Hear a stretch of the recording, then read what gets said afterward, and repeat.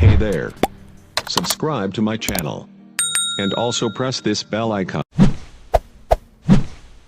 الحمدللہ رب العالمین والصلاة والسلام علی اشرف الانبیاء والمرسلین وعلی آلہ واصحابہ اجمعین. قال اللہ تعالی وتبارک فی القرآن المجید والفرقان الحمید. بسم اللہ الرحمن الرحیم. لا اقسم بهذا البلد وانت حل بهذا البلد ووالد وما ولد لقد خلقنا الانسان في كبد. صدق اللہ مولانا العظیم وصدق رسولہ النبی الکریم الرؤوف الرحیم. اللہم نور قلوبنا بالقرآن وزین اخلاقنا بالقرآن وادخلنا الجنة بالقرآن ونجنا من النار بالقرآن. قال اللہ تعالی وتبارک فی شان حبیبہ مخبرا وآمرا ان اللہ وملائکتہ یصلون علی النبی یا ایہا الذین آمنوا صلوا علیہ وسلموا تسلیما. اللہم صلی علی سیدنا و مولانا محمد معدن الجود والکرم صلاۃ و سلاما علیک یا سیدی یا رسول اللہ. میں نے آپ کے سامنے قرآن مجید کے جو کلمات تلاوت کیے ان میں اسی حقیقت کو بیان کیا گیا. لا اقسم بهذا البلد، آغاز ہوا شہر مکہ کی قسم سے. قسم ہے مجھے اس شہر کی، پھر وجہ قسم بھی بیان کی.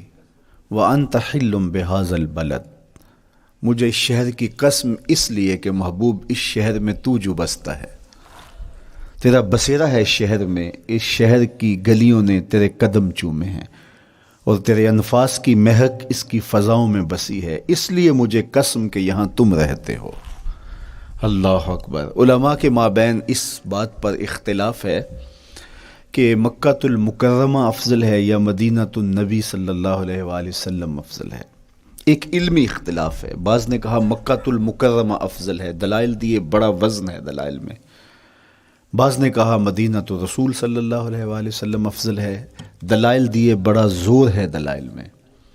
لیکن شیخ عبدالحق محدث دہلوی علیہ رحمہ اسی آیت سے روشنی لے کر کے لکھتے ہیں کہ جب حضور مکے میں تھے تو مکہ افضل تھا، جب مدینے آ گئے تو مدینہ افضل ہو گیا. جدھر جدھر سے وہ گزرتے گئے مجد و شرف بھی پیچھے پیچھے رہا. چند لمحوں کے لیے ٹھہرے تھے تم جس پیڑ کے نیچے. نشور وحدی کا لہجہ دیکھیے کتنا دل آویز ہے. چند لمحوں کے لیے ٹھہرے تھے تم جس پیڑ کے نیچے، سنا ہے آج تک اس پیڑ کا سایہ مہکتا ہے. تو مکے میں ہیں تو مکہ افضل، مدینے میں ہیں تو مدینہ افضل. تو شرف ان کے وجود مسعود سے ہے. وہ جدھر جدھر سے گزرتے جائیں گے وہاں وہاں ہی نور پھیلتا چلا جائے گا.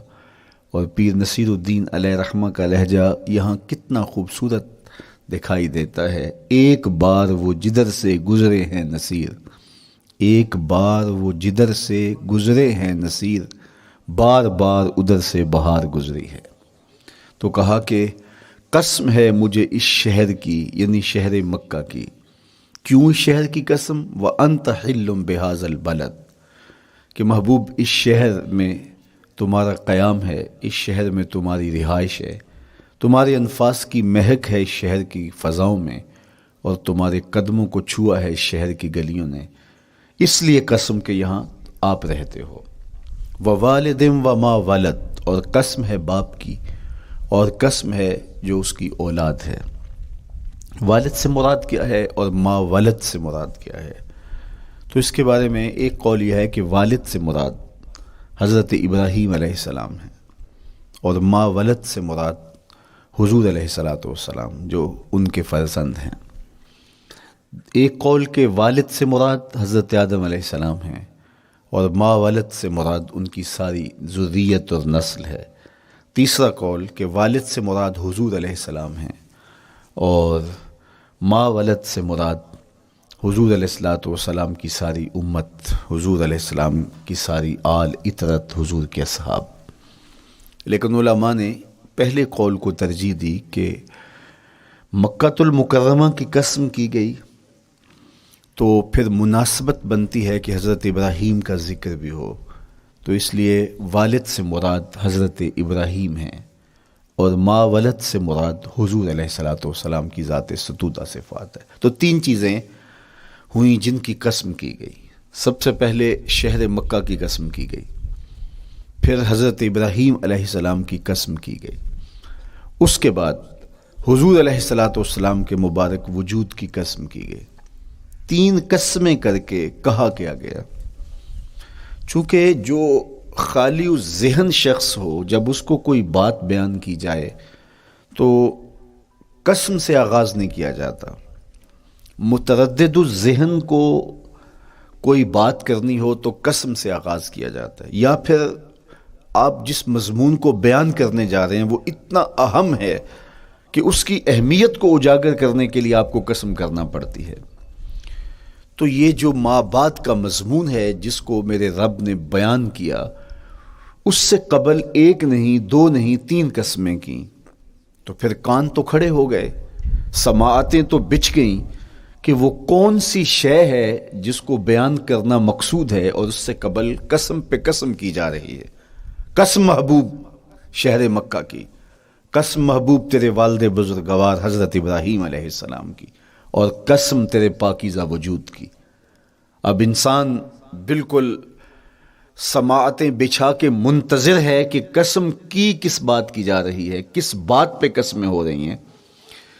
تو جواب آیا، قسم محبوب شہر مکہ کی جس میں آپ رہتے ہو، قسم آپ کے والد بزرگوار حضرت ابراہیم علیہ السلام کی، اور قسم آپ کے پاکیزہ وجود کی۔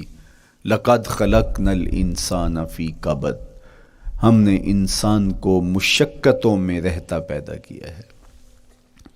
یعنی انسان کی زندگی کے اندر مشقتیں، مشکلیں، آلام، مصائب، حالات کی تلخیاں، سخت مراحل، یہ اس کی زندگی کا حصہ ہے، اور ہم نے اس کو ڈیزائن اس طرح کیا ہے کہ یہ ان ساری مشکلات سے نہ بردآزما ہوگا اور حالات کی تلخیوں کا مقابلہ کرے گا، اور خیر و شر کے ساتھ ساری زندگی اس کا تعلق رہے گا۔ تو یہ اگر سخت جان ہوا تو زندگی میں کامیاب اور بامراد ہوا، اور اگر یہ کمزور ہوا تو پیچھے رہ جائے گا۔ اور اس کے لیے جو قسمیں کی ہیں وہ تین ہیں۔ قسم کا اور جواب قسم کا تعلق ہوتا ہے، یعنی جس پہ قسم کی جا رہی ہے تو جو قسم کی جا رہی ہے اس کا کوئی آپس میں تعلق ہوگا۔ جب پھولوں کا ذکر کریں گے تو پھر اس کے متعلقات ہی بعد میں بیان کریں گے۔ اس کسی نے کہا تھا جنگل میں کوئی مے خار مرا ہے، جنگل میں کوئی مے خار مرا ہے، اسے انگور کے پتوں کا کفن دو۔ میاں جنگل میں مرنے والے شخص کو کسی اور درخت کے پتوں کا بھی تو کفن دیا جا سکتا ہے، لیکن صاحب مرنے والا مے خار ہے، اور شراب کشید کی جاتی ہے انگور سے، تو اس کو تو ٹھنڈ تب بھی پڑے گی کہ انگور کے پتوں کا کفن دیا جائے۔ تو مناسبات ہوتی ہیں۔ تو اب جب قسم کی گئی تو قسم تین چیزوں کی گئی، اور اس کی جواب قسم سے مناسبت کیا بنتی تھی؟ انسان کو مشقتوں میں رہتا پیدا کیا گیا، حالات کی تلخیوں سے گزرتا ہے، سخت تربیتی مراحل سے اس کو گزرنا پڑتا ہے۔ تو اس چیز کو بیان کرنے سے قبل تین قسمیں کی گئی۔ پہلی قسم میرے حضور کے پاکیزہ شہر کی، مکہ المکرمہ کی، اس لیے کہ مکہ المکرمہ میں دیکھ لیجئے کہ صحابہ اور حضور کے ماننے والوں نے کیسے تلخ زندگی کاٹی۔ شجر اسلام ثمر بار ہوا تو ہمیں تو یہ کھلے ہوئے پھول دکھائی دیتے ہیں، لیکن ہم نہیں بھول سکتے کہ بلال حبشی کی پیٹھ پہ کیسے کوڑے برسے اور احد احد کیسے پکارتے رہے۔ تو ہم اس منظر کو دیکھیں، مکہ کے ان حالات کو دیکھیں، تو اس لیے قسم کی مکے کی، اور پھر حضرت ابراہیم علیہ السلام کی قسم کی، چونکہ حضرت ابراہیم نے جس قدر اذیتوں سے گزر کر کے، مصائب آلام کا سامنا کر کے، حالات کی تلخیوں کا مقابلہ کر کے اپنا راستہ بنایا اور اپنے رب کی رضا پائی، وہ تاریخ کا ایک انوکھا باپ ہے۔ اس سے بڑھ کر کیا ہوگا کہ جلتی ہوئی آگ میں چھلانگ لگا دی رب کے حکم کی تعمیل میں، بیٹے کی گردن پہ چھری رکھ دی۔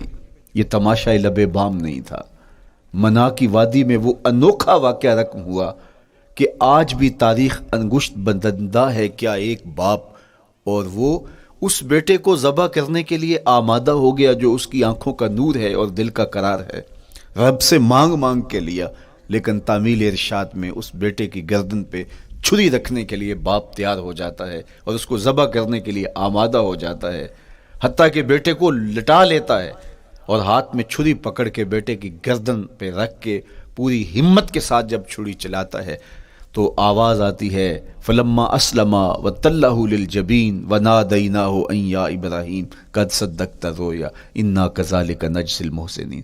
ابراہیم بس کرو، تم نے واقعی خواب پورا کر دکھایا۔ اپنی بیوی کو، اپنے نو مولود بچے کو وادی غیر ذی زرع میں چھوڑ آنا، جہاں کچھ بھی میسر نہیں تھا، یہاں آپ کو آپ کے ماں باپ چھوڑ کے جاتے ہیں، ایک خوبصورت آسودہ ماحول ہے، اور آپ کو جس مقصد کے لیے چھوڑ کے جا رہے ہیں تو وہ مقصد بھی آپ کی اور ان کے پیش نظر ہے، لیکن اس کے باوجود بھی جو ہے وہ آنکھیں نم ہو جاتی ہوں گی کہ ہم اپنی اولاد کو یہاں چھوڑ کے جا رہے ہیں، جبکہ ایک محفوظ پناہ گاہ میں آپ کو چھوڑ کے گئے۔ آپ کی تربیت کرنے والا ایک جو ہے وہ توانا طبقہ اور ایک توانا جو ہے وہ سٹاف موجود ہے جو آپ کی فکری، ذہنی، بدنی تربیت کے لیے کوشاں ہیں، لیکن اس کے باوجود بھی والدین محسوس کرتے ہیں لیکن اپنے نو مولود بچے کو وہاں چھوڑ کے جانا جہاں آب و دانہ بھی میسر نہیں تھا۔ مورخ اسلام فی جلندری نے اس وادی کا نقشہ کھینچتے ہوئے کہا، وہ وادی جس میں وحشت بھی قدم رکھتی تھی ڈر ڈر کے، جہاں پھرتے تھے آوارہ تھپیڑے بادے سر سر کے، جہاں پر گھاس اگتی تھی، جہاں نہ پھول کھلتے تھے، مگر وہ سرزمین تھی آسماں بھی جھک کے ملتے تھے۔ تو اس وادی میں چھوڑ کے آنا، حضرت ابراہیم نے جو امتحانات دیے، اس لیے ان کی قسم کی، چونکہ جواب قسم کا تعلق بنتا ہے، تو قسم ابراہیم کے پاکیزہ وجود کی کہ جنہوں نے دکھ سہے، تکالیف، آلام گوارا کی، لیکن پائے ثبات میں لغزش نہیں آنے دی۔ تیسری قسم میرے حضور کے پاکیزہ وجود کی فرمایا جتنے دکھ مجھے دیے گئے، جتنی اذیتیں مجھے پہنچائی گئیں، اتنی کسی کو نہیں دی گئیں۔ پیدا ہوئے تو حضور کے باپ کا سایہ سر پہ نہیں تھا، پھر اس کے بعد حضور مختلف مراحل سے گزرے، 6 سال کی عمر میں ماں کا انتقال ہو گیا۔ جب راہ حق میں لوگوں کو دعوت رشد و ہدایت دینے نکلے تو جو لوگوں کے رویے تھے اور جو اذیتیں لوگوں نے پہنچائیں وہ ایک الگ باب ہے۔ مکے کی گلیوں سے لے کے طائف کے بازاروں تک جن اذیتوں سے میرے حضور گزرے، ام المومنین سیدہ عائشہ رضی اللہ تعالیٰ عنہ فرماتی ہیں ایک دن حضور کی بارگاہ میں حاضری تھی تو ہم نے عرض کیا حضور کیا احد کے دن سے سخت دن بھی زندگی میں کبھی گزرا ہے؟ صحابہ کی نظر میں اس دن سے سخت دن کبھی زندگی میں نہیں آیا، اس لیے کہ جب 70 صحابہ کی لاشیں پڑی تھیں، حضور کے چچا حضرت امیر حمزہ شہید کر دیے گئے، اور نہ صرف انہیں شہید کیا گیا، ان کا مسئلہ کیا گیا، اعضائے بدنیاں کاٹ دیے گئے، ناک کاٹ لی گئی، زبان کاٹ لی گئی، بدن چیر کے کلیجہ نکالا گیا، اور پھر ان اعضاء کا ہار پرویا گیا، اور ہندا نے گلے میں ڈال کے رقص کیا، آنکھوں میں نیزے چبھوئے گئے۔ تو یہ دردناک دن تھا، تو حضور کے سر انور پہ سفید رنگ کی پٹی بندھی تھی اور چشمان رحمت میں آنسو تھے، اور بار بار فرماتے تھے ما فعل امی، میرے چچا کی کہانی سناؤ۔ تو یہ دردناک دن تھا جو صحابہ نے اپنی آنکھوں سے دیکھا۔ تو انہوں نے کہا حضور کیا احد کے دن سے سخت دن بھی کبھی زندگی میں آیا؟ ان کا خیال تھا کہ حضور فرمائیں گے ہاں یہ میرا زندگی کا مشکل ترین اور سخت ترین دن تھا، لیکن حضور نے فرمایا ہاں عائشہ، جب طائف کے بازاروں میں تیری قوم نے مجھے پتھر مارے تو یہ دن احد کے دن سے بھی سخت تھا۔ حضور ان کے 3 سرداروں کے پاس پیغام حق لے کے گئے، لیکن انہوں نے آگے سے جو رویہ اختیار کیا وہ اتنا اذیت ناک تھا۔ حضور نے فرمایا کہ ٹھیک ہے، میں تمہاری خیر خواہی کا جذبہ لے کے تمہارے تک پہنچا ہوں، تم نے میری دعوت کو قبول نہیں کیا، تمہاری مرضی، تمہارا مقسوم، چلو اب یہ بات میرے اور تمہارے درمیان رہنی چاہیے، اس بات کو راز رہنا چاہیے، اہل مکہ تک یہ بات نہ پہنچے۔ انہوں نے کہا ہم کیوں راز رکھیں، بلکہ اوباشوں کے ہاتھ میں پتھر دے دیے، اور حضور جب واپس ہونے لگے تو وہ حضور کے پاؤں پہ سنگسنی کرتے، حضور اپنا ایک پاؤں اٹھاتے تو دوسرے پاؤں پہ مارتے، شدت درد اور احساس کرب سے حضور بیٹھ جاتے، تو ان کے غنڈے دائیں بائیں سے بڑھتے اور کندھوں سے پکڑ کے حضور کو اٹھاتے اور مشق سنگزنی کرتے. نالین خون سے بھر گئے، لخت لخت زخمی ہوا. اللہ اکبر، کیا دردناک لمحے تھے، کیا تکلیف بری گھڑیاں تھی. تو کہا کہ جب طائف کے بازاروں میں تیری قوم نے مجھے پتھر مارے تو یہ دن احد کے دن سے بھی سخت تھا. اچھا، جب حضور پر اس طرح آلام و مصائب ٹوٹ پڑے تو حضور کے ساتھ جو صحابہ تھے انہوں نے کہا حضور ان کے لیے بد دعا کر دیجئے. تو میرے حضور بولے میں رحمت بن کے آیا ہوں، میں رحمت بن کے آیا ہوں. اللہ اکبر. ان کا تقاضا پہم بڑا تو حضور کے ہاتھ اٹھ گئے اور پھر حضور نے جو کہا سنیے، اللہم اہد قومی فإنہم لا یعقلون.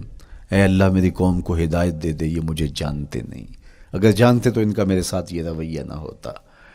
تو پتھروں کے جواب میں دعائیں دینا پیغمبروں کا حوصلہ ہوتا ہے. اللہ اکبر. مورخ اسلام حفیظ جلندری نے کیا خوبصورت پیرائے میں نقشہ کھینچا کہ حضور ہاتھ اٹھا کے دعا مانگ رہے ہیں، الہی کرم کر کو سارے طائف کے مکینوں پر، الہی پھول برسا ان پتھروں والی زمینوں پر. تو حضور نے دکھ سہے، تکلیفیں سہی. اب 3 قسمیں کی. شہر مکہ کی قسم جہاں حضور کے صحابہ نے تکلیفیں سہی، اس شہر کی گلیوں میں انہیں گھسیٹا گیا اور ان کو کچی کھالوں میں لپیٹ کے دھونیاں دی گئیں، انہیں اذیت ناک مراحل سے گزارا گیا. حضرت ابراہیم مشکل سے مشکل زندگی کاٹی اور رب کی رضا جوئی کے لیے کوشاں رہے، اور میرے حضور نے سخت ترین اذیتوں، مقاومتوں، مخالفتوں اور تکلیفوں کا سامنا کیا. تو ان 3 چیزوں کا حوالہ دے کر، ان 3 چیزوں کی قسم کر کے اب انسان کو بتایا جا رہا ہے کہ تم مشکلات سے تمہیں گزرنا پڑے گا، حالات کی تلخیاں تمہیں سہنی پڑیں گی. کسی مرتبے تک پہنچنے کے لیے تمہیں پھر تکلیفوں کی راہ اختیار کرنی پڑے گی. تم کون ہوتے ہو؟ میرا محبوب ہو تو تکلیفیں وہ بھی اٹھائے، 2 جہاں کا مالک ہو اور طائف کے بازاروں میں اس کے پاؤں پہ بھی پتھر پڑیں، اور کونین کا سردار ہو اور ان کے اوپر اوجری ڈال دی جائے، کائنات کا مالک ہو اور ان کو مکے کی گلیوں کے اندر ان کے گلے میں عقبہ بن ابی معیط کپڑا ڈالے اور تاؤ دے. تو کیا ان مشکلات سے تم بچ سکتے ہو؟ جب تم کسی منزل تک پہنچنا چاہتے ہو تو پھر یہ حوالے ماضی کے دیکھ لو. 3 قسمیں کر کے اس حقیقت کو بیان کیا. ابراہیم علیہ السلام کے وجود کو دیکھ لو، حضرت مصطفیٰ کریم علیہ السلام کی ذات ستودہ صفات کو دیکھ لو، اور مکے کی گلیوں میں صحابہ کے ساتھ جو ظلم اور جبر ہوئے اور انہوں نے جو مصیبتیں اور مشقتیں کاٹی وہ ساری دیکھ لو. تو 3 قسمیں کھا کر کے کہا کہ بے شک انسان مشقتوں میں رہتا پیدا کیا گیا ہے.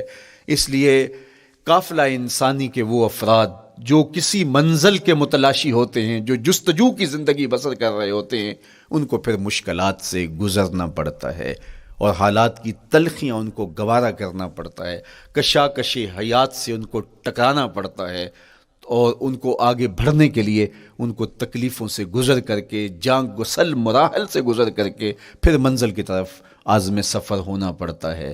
کیا میں نے اس خاکدان سے کنارہ جہاں رزق کا نام ہے آب و دانہ، پلٹنا جھپٹنا جھپٹ کر پلٹنا لہو گرم رکھنے کا ہے ایک بہانہ. پرندوں کی دنیا کا درویش ہوں میں کہ شاہی بناتا نہیں آشیانہ. تو زندگی مشکل مراحل سے گزر جانے کا نام ہے.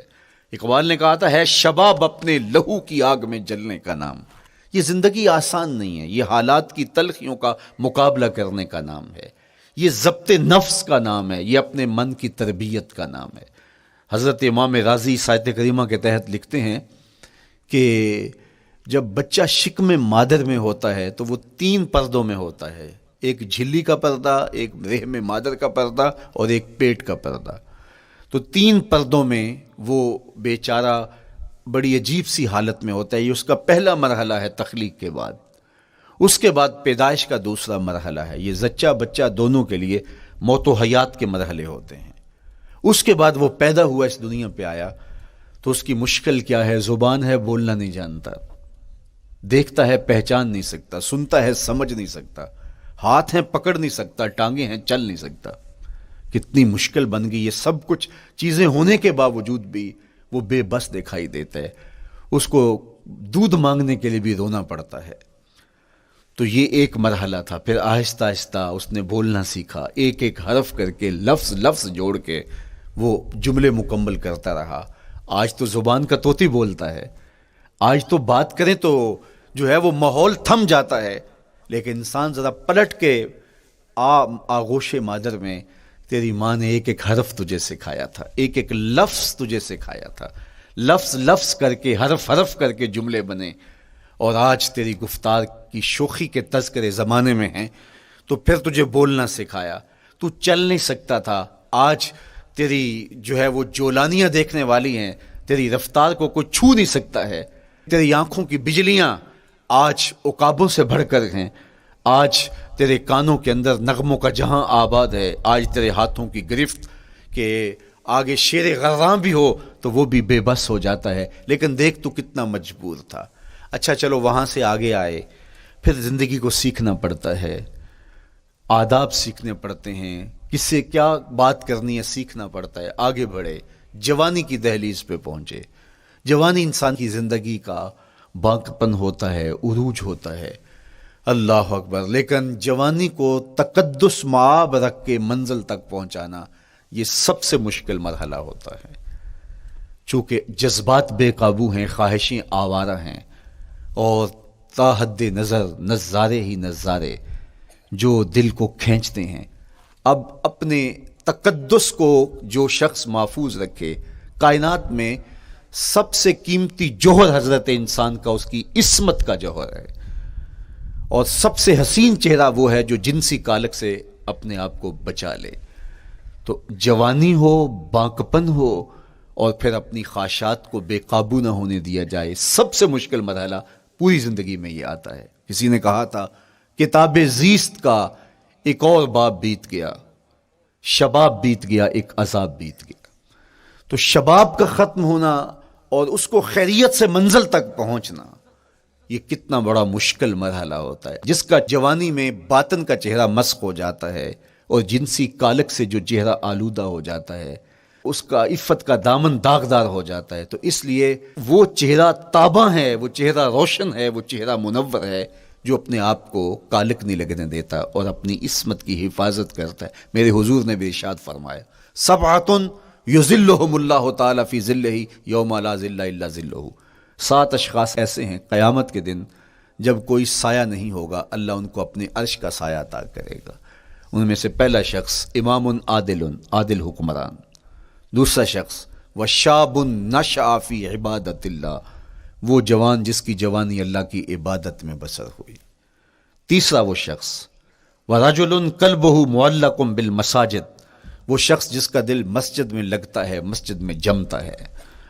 اور چوتھا شخص ورجل دعتہ امرأۃ ذات منصب وجمال فقال انی اخاف اللہ، وہ شخص جس کو دعوت گناہ ملی اور حسن قدموں میں بچھنے کے لیے بےتاب ہوا اور اس نے کیا کہا انی اخاف اللہ، میں اللہ سے ڈرتا ہوں، میرا اللہ مجھے دیکھ رہا ہے.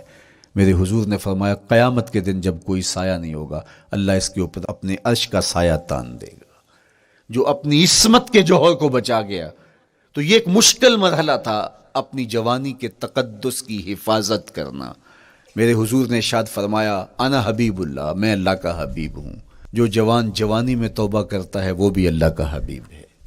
کتنا بڑا اعزاز ہے اور کتنا بڑا کمال ہے جو شخص کو ملتا ہے جو جوانی میں اپنی عصمت کے تقدس کی حفاظت کرتا ہے، اپنی آبرو پہ پہرا دیتا ہے، اپنی نظروں کی حفاظت کرتا ہے، اپنی سوچوں کو آوارہ نہیں ہونے دیتا، اپنے خیالوں کو بھٹکنے نہیں دیتا، اپنی خواہشات کو بے قابو نہیں ہونے دیتا. تو یہ مشکل ترین لمحہ تھا. اس کے بعد امام راضی کہتے ہیں اب شادی کا مرحلہ ہوا تو پہلے خود اپنی ذمہ داری تھی، اب کسی کا بوجھ بھی اٹھانا پڑا، یہ اگلی مشکل آ پڑی. پھر بچے ہوئے تو پھر اپنی زندگی تو ختم ہو گئی. پھر ساری زندگی، پھر بڑھاپے میں چلے جائیں، ارذل العمر تک چلے جائیں، یہ ساری زندگی مشکلات. لقد خلقنا الانسان فی کبد. تو ہمیں عملی طور پہ مشکلات کے مقابلے کے لیے تیار ہونا چاہیے. دیکھیے ہم جب شکار کرنے جاتے ہیں اور وہ خطرناک جنگل ہو جس میں شیر، بھیڑی اور دیگر جانور بھی ہوں تو پھر ہم حفظ ما تقدم کے طور پہ سب کچھ ساتھ لے کے جاتے ہیں اور اس انداز سے جاتے ہیں کہ ہمارے اوپر اگر کوئی حملہ ہو تو بچاؤ کی یہ تدبیر ہو. تو ہم عملی طور پہ اس کے لیے خود تیار ہوتے ہیں، تو پھر کوئی ہونے والا حملہ غیر متوقع نہیں ہوتا اور ہم اس کے لیے اپنے آپ کو مستعد اور فعال پاتے ہیں. اسی طرح میں اور آپ اگر زندگی کے اس فلسفے سے آگاہ نہیں ہوں گے کہ زندگی مشکلات کا مجموعہ ہے، حالات کی تلخیاں ساری زندگی ہمارے ساتھ رہیں گی، تو کوئی بھی تکلیف، کوئی بھی اذیت، کوئی بھی ایسا واقعہ جو ہم نہیں چاہ رہے ہوں گے وہ روح پذیر ہوگا تو ہم گھبرا جائیں گے اور پھر اس وقت ہم دکھی ہو جائیں گے. اس لیے ہمیں یہ قرآن نے سکھایا ہے کہ تم عملی طور پہ زندگی کی سختیوں کا مقابلہ کرنے کے لیے آمادہ اور تیار ہو جاؤ. قرآن مجید میں جو صبر کا لفظ ہے اس کا مفہوم یہ ہے کہ حالات کی جو تلخیاں تمہارے اوپر آتی ہیں، وہ غربت بھی ہو سکتی ہے، وہ بیماری بھی ہو سکتی ہے، وہ لوگوں کی عداوت اور دشمنی بھی ہو سکتی ہے، وہ اور بہت ساری چیزیں ہوتی ہیں، وہ جنگوں کی حالت کا بپا ہو جانا اور تمہارا دشمنوں کے نرغے میں گر جانا، یہ سب کچھ ہو سکتا ہے. تو اس کے اوپر استقامت کے ساتھ تم کھڑے رہو اور تم ان کو برداشت کرنے کی اپنے اندر ہمت اور حوصلہ رکھو، تو پھر وہ تمہارا صبر ہوگا. اور یہ قوت اگر تمہارے اندر پیدا ہو جاتی ہے تو پھر تمہاری زندگی آسان اور سوکھی ہو جاتی ہے. لیکن اگر یہ دولت تمہیں نصیب نہیں ہوتی تو پھر ساری زندگی دکھوں اور شکووں سے بھری رہتی. اس لیے ہمیں یہ چیز سیکھ لینی چاہیے کہ زندگی نام ہی مشکلات سے نہ برد آزما رہنے کا ہے. عملی طور پہ ہم دیکھو، ہمیں پتہ ہے سردی آ رہی ہے تو اس کا ہم پہلے انتظام کرتے ہیں، تو سردی ہمیں دکھی نہیں پھر کرتی، ہم سردی سے بھی لطف لیتے ہیں، موسم برسات سے بھی مزہ لیتے ہیں، اور گرمی سے بھی ہم ایک حاز حاصل کر لیتے ہیں اگر ہم اس کو جو ہے اس کے لیے عملی طور پہ اپنے آپ کو تیار کر لیں.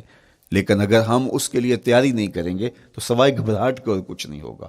تو مجھے اور آپ کو عملاً اپنے آپ کو اس بات کے لیے آمادہ کرنا پڑے گا کہ زندگی ان حالات کی تلخیوں سے ٹکرانے کا نام ہے، اور ساری زندگی ہمیں ان مراحل سے گزرتے رہنا پڑے گا.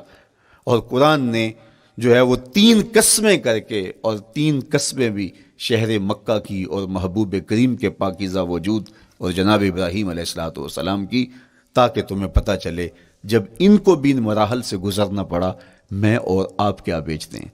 اس لیے ہمیں اپنی زندگی کو ان راہوں پہ ڈالتے ہوئے صبر اور استقامت، اب صبر اور استقامت کی دولت ہمیں کیسے نصیب ہوگی، یہ دولت کس طرح، یہ قوت راسخہ ہمارے اندر کیسے پیدا ہوگی، اور کس طرح ہمارے من کے اندر یہ چیزیں سمائے گی.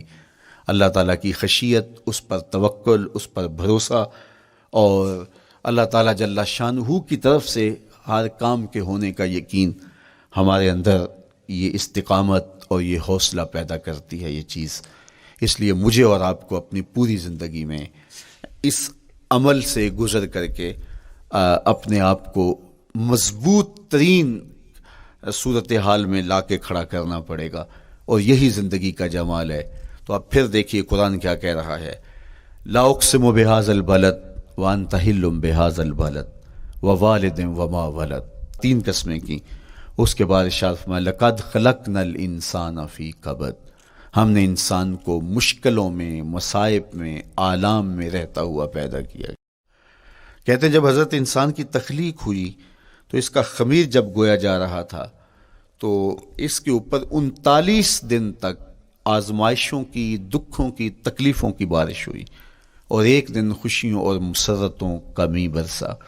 تو انسان کی زندگی کے اندر حالات سے ٹکرانا اور دکھوں کو سہنا اور دکھوں سے مقابلہ کرنا یہ سیکھنا پڑے گا. اور جب انسان اس کو عملی طور پہ سیکھ جائے گا تو پھر زندگی کا جمال اور زندگی کا حسن نصیب ہوگا. دوسری بات، ہمیں اپنی زندگی میں 7 چیزوں کو اپنا اصول بنا لینا چاہیے، اور یہ 7 چیزیں وہ ہیں جو ہماری زندگی کو ایک خوبصورت سانچے میں ڈھال کر کے ہمیں ایک پاکیزہ اور ستھرا انسان بنا دیتی ہیں. پہلی چیز التمسک بکتاب اللہ، اللہ کی کتاب سے جڑ جانا، وابستہ ہو جانا.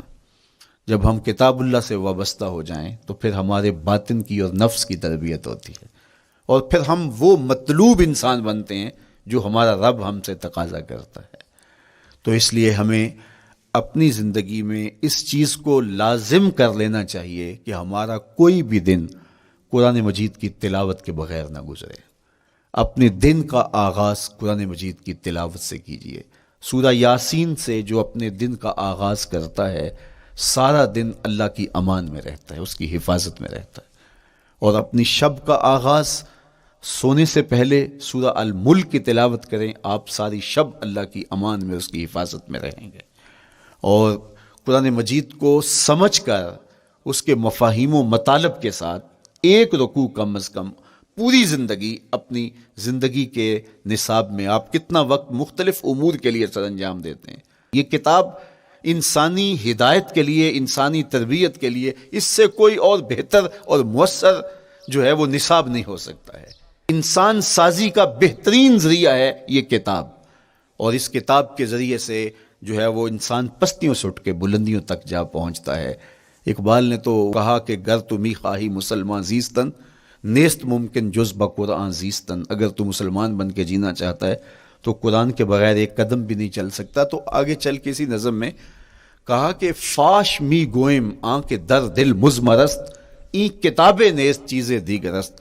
اگر میں کھل کے بیان کر دوں جو میرے سینے میں چھپا ہے تو میں تجھے بتا دوں کھل کے یہ کتاب نہیں، یہ کوئی اور ہی شے ہے۔ کن لوگوں کو کہاں سے اٹھایا اور یہ کتاب کہاں تک لے گئی، جو باہمی جنگ و جدل میں الجھے ہوئے تھے اور حرف شناس بھی نہیں تھے، جو سواد آشنا بھی نہیں تھے، پھر انہوں نے جو ہے وہ روما کی سلطنت بھی الٹ کے رکھ دی۔ یہ کرشمہ تھا اس کتاب کا جس نے زندگی کا جمال ان کی روحوں کے اندر پیدا کر دیا۔ تو میں اور آپ اپنی زندگی میں قرآن مجید سے کبھی بھی دور نہ ہوں۔ روزانہ کی بنیاد پہ آپ تلاوت کلام مجید اپنی زندگی میں شامل رکھیں۔ انشاءاللہ اس کے اجالے دنیا میں اور آخرت میں آپ اپنی آنکھوں سے مشاہدہ کریں گے۔ حضرت امام احمد بن حنبل فرماتے ہیں، میں نے رب سے کہا کہ مجھے اپنا قرب عطا کر، آواز آئی میرا قرب چاہتے ہو تو قرآن پڑھا کرو۔ یہ رب کی قربت کی بھی ضمانت ہے اور ضبط نفس اور باطن کی تربیت کا بھی ذریعہ ہے۔ اچھا، دوسری بات، والاقتداء بسنت رسول اللہ صلی اللہ علیہ وآلہ وسلم۔ ہمارے لیے بہترین نمونہ ہمارے حضور علیہ الصلوۃ والسلام کی زندگی ہے، حضور کے دیا ہوا نظام حیات ہے جس پر حضور نے خود عمل کر کے دکھایا۔ میرا عشق رسول، میری محبت رسول اس بات کا تقاضا کرتی ہے کہ میں ان کے طریقہ حیات کے مطابق اپنی زندگی گزاروں۔ اسلام دعوے کی بات نہیں کرتا، دلیل ہم سے مانگتا ہے۔ آج میں کہتا ہوں میں عاشق رسول ہوں، اور اتنا بڑا عاشق رسول ہوں کہ میرے جیسا زمانے میں دوسرا کوئی نہیں۔ میرے جذبات ایسے دکھائی دیتے ہیں آسمان کو چیر دوں گا اور زمین کو پھاڑ دوں گا، لیکن ہمسایوں کے ساتھ میرا سلوک بتاتا ہے کہ میں عاشق رسول نہیں ہوں۔ دوستوں کے ساتھ میرا رویہ بتاتا ہے کہ میں عاشق رسول نہیں ہوں۔ میں کسی سے وعدہ کرتا ہوں اور پھر اس پہ پورا نہیں اتر پاتا، تو صاحب پھر آپ عاشق رسول نہیں ہیں، آپ کچھ اور ہیں۔ عشق رسول تو یہ ہے کہ میرے محبوب علیہ السلام نے کسی سے عہد کیا ہے کہ تمہارے آنے تک میں یہاں کھڑا ہوں، اور وہ جا کے بھول جاتا ہے، اور میرے حضور 3 دن وہاں منتظر رہتے ہیں۔ وہ اچانک گزرا اور دیکھا تو حضور علیہ الصلوۃ والسلام کھڑے ہیں، تو خود پریشان ہوا۔ صرف اتنی بات اسے کہی، صاحب تو نے مجھے مشکل میں ڈال دیا، تو نے مجھے مشقت میں ڈال دیا۔ عہد کیا ہے تو پھر اس کی پاسداری نبھا کے دکھائی۔ اللہ اکبر! میں اگر حضور سے محبت کرنے والا ہوں تو میرا رویہ بتائے کہ میں عاشق رسول ہوں۔ میری زبان پہ جھوٹ نہیں بول سکتی۔ آپ سے پوچھا گیا کہ مومن بزدلی کر سکتا ہے؟ کہا نہیں، بہادر ہوتا ہے، لیکن ہو سکتا ہے کبھی اس سے بزدلی سرزد بھی ہو جائے۔ پھر پوچھا گیا کہ مومن بخیل ہو سکتا ہے؟ کہا نہیں، سخی ہوتا ہے، لیکن ہو سکتا ہے کبھی اس سے بخل بھی سرزد ہو جائے۔ پھر تیسرا سوال حضور سے کیا گیا، مومن جھوٹا ہو سکتا ہے؟ فرمایا جھوٹا نہیں ہو سکتا، یہ پکی بات ہے کہ مومن جھوٹ نہیں بول سکتا۔ میں اور آپ اپنے رویوں میں دیکھیں کہ ہم کھڑے کہاں ہیں۔ آج ہم ان جگہوں پہ بھی جھوٹ بولتے ہیں جہاں جھوٹ بولنا ہماری مجبوری بھی نہیں ہوتی، چونکہ یہ ہماری فطرت ثانیہ اور عادت بن چکا ہے، اور ہم اس کو برا ہی نہیں سمجھتے۔ جبکہ جھوٹ جب کوئی شخص بولتا ہے، حدیث پاک میں آتا ہے اس کے منہ سے بدبو نکلتی ہے، رحمت کے فرشتے 1 میل دور ہٹ جاتے ہیں اس سے۔ اور سویر سے شام تک جب ہمارے معمولات یہ ہوں تو پھر ہم کہاں کھڑے ہیں اور رحمت کے فرشتے کہاں کھڑے ہیں؟ تو حضور علیہ الصلوۃ والسلام کی سنت کا اتباع حضور کی محبت کی دلیل ہوگی. امام قرطبی نے لکھا ہے اللہ کی محبت کا کوئی دعویٰ کرے تو کیا دلیل ہوگی کہ یہ واقعی محب الہی ہے؟ تو کہا اللہ سے محبت کا دعویٰ کرنے والے کے لیے دلیل یہ ہے کہ وہ قرآن سے پیار کرے. قرآن سے پیار اور قرآن سے محبت کی دلیل یہ ہے کہ حضور کا پیار سینے میں رکھے. حضور سے محبت کی دلیل یہ ہے کہ سنت رسول سے پیار کرنے والا ہو. اور سنت رسول سے پیار کرنے کی دلیل یہ ہے کہ بدعات سے اجتناب کرنے والا ہو. ہر وہ طریقہ جو میرے حضور نے نہیں دیا اس کو اختیار نہ کرے، اس طریقے کو اختیار کرے جو حضور علیہ الصلوۃ والسلام کا عطا کرتا ہے. تیسری بات، عقل الحلال. یہ وہ بنیادی اصول ہیں جو ہماری زندگیوں میں اتر جانے چاہیے اور ہم ایک صالح اور خوبصورت انسان بن کے اس معاشرے کا حصہ بن سکتے ہیں. عقل حلال زندگی میں شامل ہو تو زندگی کو جمال نصیب ہوتا ہے اور باطن اور ظاہر کو طمانینت نصیب ہوتی ہے. اگر رزق پاک نہیں ہے تو آپ کعبے بھی جائیں تو وہاں بھی آپ محروم پلٹیں گے. میرے حضور علیہ الصلوۃ والسلام نے فرمایا ایک بندہ لمبا سفر کر کے گیا، اشعث اغبر کے لفظ ہیں کہ اس کے بال بکھرے ہوئے ہیں، سفر کی گرد پڑی ہوئی ہے اور لباس بھی پھٹا ہوا ہے، شکستہ حالت، پراگندہ صورت، اور کھڑا ہے کعبۃ اللہ کے سامنے. یمد یدیہ، دونوں ہاتھ لمبے کر کر کے دعا مانگ رہا ہے اور کیا کہتا ہے؟ اے اللہ ومطعمہ حرام ومشربہ حرام وملبسہ حرام وغذی بالحرام. فرمایا اس کا کھانا حرام کا ہے، اس کا پینا حرام کا ہے، اس نے جو لباس پہنا ہے وہ حرام کا ہے. میرے حضور فرماتے ہیں بتاؤ اس کی دعا کیسے قبول ہوگی؟ اب لمبا سفر کاٹ کے حرم کعبہ میں پہنچے، غلاف کو پکڑ پکڑ کے دعائیں کر رہا ہے، لمبے لمبے ہاتھ کر کے دعائیں مانگ رہا ہے، ملتزم سے لپٹا ہوا ہے، حتیم میں سجدہ ریز ہو کے رو رو کے دعائیں مانگ رہا ہے، لیکن دعا قبول نہیں ہوتی. کیوں؟ اس لیے کہ اس کے پیٹ میں لقمہ حرام کا ہے، اس کے بدن پہ لباس حرام کا ہے.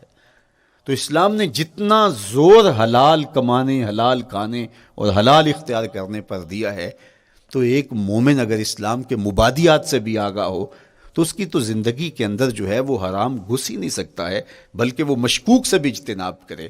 چوتھی چیز، کف الاذی. اپنے آپ کو ایسا بناؤ کہ تمہارے وجود سے کسی کو ضرر اور تکلیف نہ پہنچے. ہمارا اسلام تو ہمیں یہ بتاتا ہے کہ تم پیاز یا لہسن کھا کے مسجد میں نہ جاؤ کہ تمہارے منہ سے جو سمیل آتی ہے اس سے کسی کو تکلیف نہ پہنچے. تو یہ اسلام کی دی ہوئی تعلیمات ہیں کہ مسجد میں بھی جانا ہے تو اپنے آپ کو دیکھو کہ تمہاری حالت کیا ہے، تمہاری وجہ سے کسی کو تکلیف نہ پہنچے. تمہارے رویے اتنے خوبصورت ہوں، تمہارے ہمسائے بتائیں کہ یہ واقعی مسلمان ہے. مسلمان کی تعریف کی گئی، المسلم من سلم المسلمون من لسانہ و یدہ. مسلمان کون ہے؟ جس کے ہاتھ سے، جس کی زبان سے دوسرا مسلمان بھائی محفوظ ہے، تو وہ مسلمان ہے. اللہ اکبر. ہم یہ جو کہتے ہیں السلام علیکم، اس کو کہتے ہیں تحیت المسلم، مسلمان کا تحیت. تو اس میں اس کے معنی پہ غور کریں تو ہم اس کو ضمانت دے رہے ہوتے ہیں، السلام علیکم، تیرے اوپر سلامتی ہو. تو ہم اپنی جانب سے اسے ضمانت دیتے ہیں، میرے بھائی میری طرف سے تیری عزت، تیری جان، تیری آبرو سلامت ہے، اب میری جانب سے تو پریشان نہیں ہونا، میں تجھے سلامتی کی ضمانت دیتا ہوں. اور وہ آگے سے کیا کہتا ہے؟ وعلیکم السلام. میرے بھائی پھر میری جانب سے بھی تیرا سب کچھ محفوظ ہے. اگر سلام کا مفہوم اچھی طرح ہماری روحوں میں اتر جائے تو پھر ایسا ہو نہیں سکتا کہ ہم جس کو السلام علیکم کہہ دیں پھر اس سے ہم دھوکہ کریں یا اس کی آبرو پہ حملہ آور ہوں یا اس کے مال پہ حملہ آور ہو جب السلام علیکم کہہ دیا. چونکہ جو ہمیں لفظ بولنے کے لیے کہا گئے ہیں اس کے پیچھے فلسفہ ہے لفظوں کا. یہ پھول ہیں، ان کو دیکھ کر سبحان اللہ کہنے کا کہا گیا ہے. پہاڑوں کو دیکھ کے اللہ اکبر کہنے کا کہا گیا ہے. پہاڑوں کو دیکھ کے سبحان اللہ کہہ دیں اور پھولوں کو دیکھ کے اللہ اکبر کہہ دیں، ایسا کیوں نہیں کہہ دیتے؟ لیکن نہیں، اس لیے کہ جب پہاڑوں کو دیکھتے ہیں تو دل میں ان کی ہیبت پیدا ہوتی ہے. اتنے بڑے پہاڑ، سمندر کو دیکھتے ہیں تو اس کی ہیبت پیدا ہوتی ہے. اتنا بڑا سمندر تا حد نظر پھیلا ہوا، تو جب اس کی بڑائی پیدا ہونے لگتی ہے تو فوراً پلٹایا گیا اللہ کی بڑائی کی طرف اور کہا بول اللہ اکبر، یہ نہیں میرا اللہ بڑا ہے. اور پھول کو جب دیکھا تو اس کی لطافت کی طرف الجھنے لگے، کتنا خوبصورت ہے، درزوں میں کیسے خوشبو بسی ہوئی ہے، کیسے رنگ ہیں، کیسے جمال ہیں. اللہ اکبر. وہ کیا کسی نے کہا تھا نا کہ درزوں کی لطافت میں خوشبو نے اماں پائی، گل چیرنے والے نے کس شان سے چیرا ہے. تو کیا کمال ہے یار، کیا پتیاں ہیں، کیا رنگ ہے، کیا خوبصورتی ہے، کیا لطافت ہے، الجھنے لگے، کہا بول سبحان اللہ، یہ کیا ہے، جس نے رنگ بھرے ہیں وہ پاک ہے۔ تو تیرا دل الجھ نہ جائے، تو جو ہم بولتے ہیں لفظ جہاں بھی بولتے ہیں اس کے پیچھے ایک فلسفہ ہوتا ہے۔ السلام علیکم یہ تحیۃ المسلم ہے، جب ہم کسی کو کہتے ہیں السلام علیکم تو اس کو ہم نے ضمانت دے دی، بس بات ختم، اب جو ہے وہ میری جانب سے تو محفوظ ہے۔ لیکن ہم سلام بھی لے رہے ہوں گے اور ہاتھ بھی کاٹ رہے ہوں گے اور اس کی جیب بھی کاٹ رہے ہوں گے، پھر سلام نہیں لیا، ہم نے منافقت کی ہے۔ تو کف الاذی چوتھی چیز، اور پانچویں چیز اجتناب المعاصی، گناہوں سے اپنے آپ کو بچا کے رکھنا۔ نیکی کرنا بہت اہم ہے، لیکن نیکی کرنے سے زیادہ ہم اپنے آپ کو گناہوں سے بچانا ہے۔ چونکہ شر کی قوتیں ہمارے ساتھ جڑی ہوئی ہیں، اس لیے اپنے آپ کی حفاظت جب ہم کریں گے تو ہم ایک اچھی صورت میں آگے بڑھیں گے۔ اور چھٹی چیز وہ ہے التوبہ، توبہ تسلسل کے ساتھ کرتے رہیے۔ یہ تصور کہ بڑھاپے میں توبہ کریں گے، یہ تصور کہاں سے آیا؟ یا ہمارے ہاں آج کل یہ کلچر پیدا ہوا ہے کہ لیلۃ القدر یا شب رات کے دن سارے جڑ کے توبہ کرنے بیٹھ جاتے ہیں اور پورا سال اپنی مرضی کی زندگی گزارتے ہیں۔ ایسا نہیں ہے۔ میرے حضور کے دامن پہ ایک بھی گناہ کا دھبا نہیں تھا۔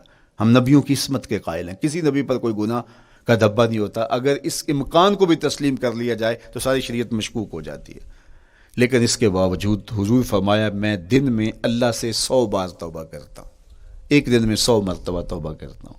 میں اور آپ دیکھیں کہ ہم کیا اس معمول کو اپنی زندگی میں شامل کیے ہوئے ہیں۔ جب انسان توبہ کرتا ہے، جب غسل کر لیتا ہے نا ایک دفعہ، تو پھر وہ بچ بچ کے چلتا ہے کہ کوئی گرد دوبارہ پڑ نہ جائے، اور جب وہ لتھڑا ہوا ہو تو پھر اس کو پرواہ بھی نہیں ہوتی۔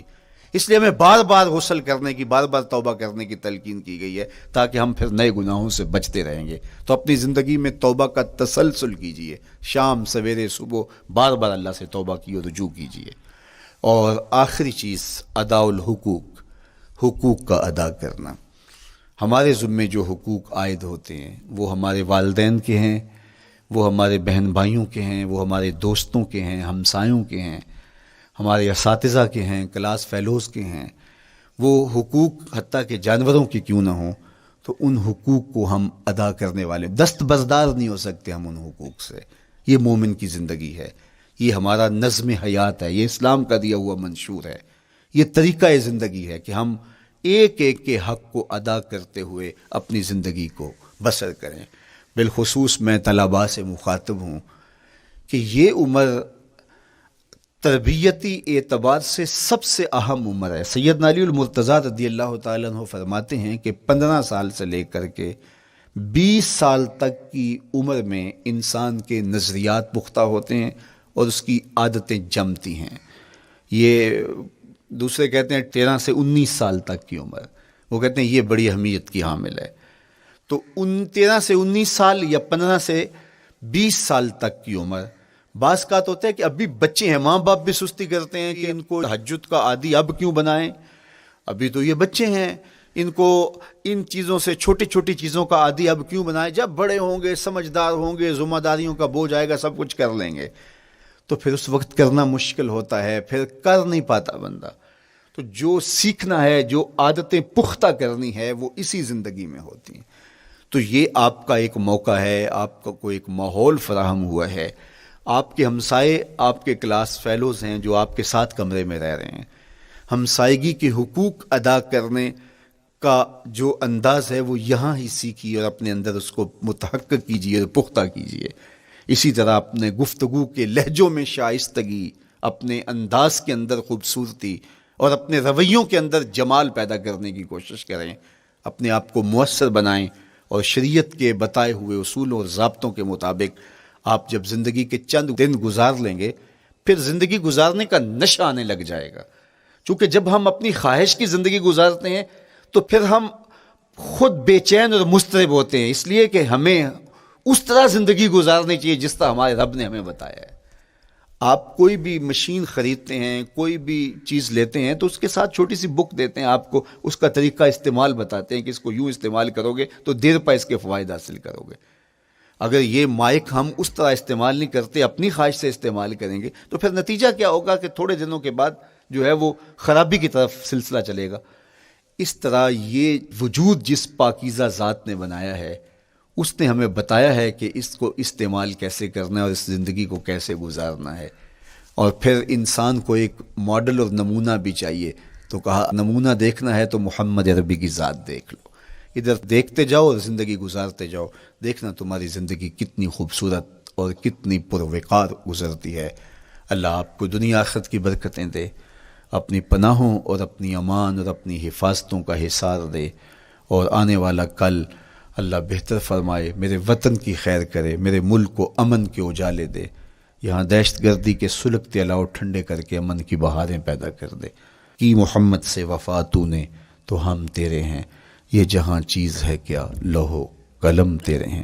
وآخر دعوانا ان الحمدللہ۔